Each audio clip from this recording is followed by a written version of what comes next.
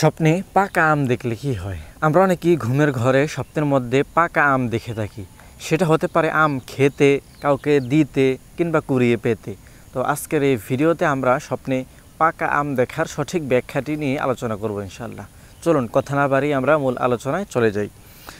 যদি কোনো অবিবাহিত ব্যক্তি, অবিবাহিত ছেলে কিংবা মেয়ে, যুবক কিংবা যুবতী যেই হন না কেন, স্বপ্নের মধ্যে যদি পাকা আম দেখেন, তাহলে এই স্বপ্নের ব্যাখ্যা হবে খুব দ্রুতই তার জন্য একটি সুসংবাদ আসবে এবং তার যদি খুব বিয়ের প্রয়োজন হয়ে থাকে তাহলে তার বিয়ের ব্যবস্থা হবে, আল্লাহ তাআলা তার বিয়ের ব্যবস্থা করে দিবেন।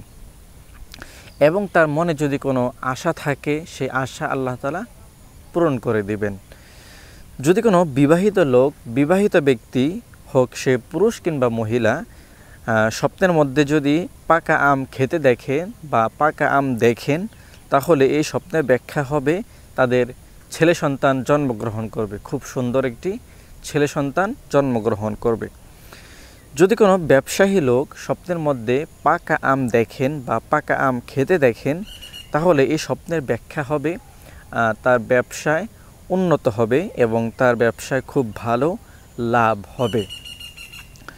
যদি কোনো চাকরিজীবী লোক স্বপ্নের মধ্যে পাকা আম খাচ্ছে, পাকা আম খাইতেছে এমনটা দেখে, তাহলে এই স্বপ্নের ব্যাখ্যা হবে তার চাকরিতে প্রমোশন হবে, তার চাকরিতে উন্নত হবে এবং তার চাকরির মধ্যে আল্লাহ তাআলা বরকত দান করবেন।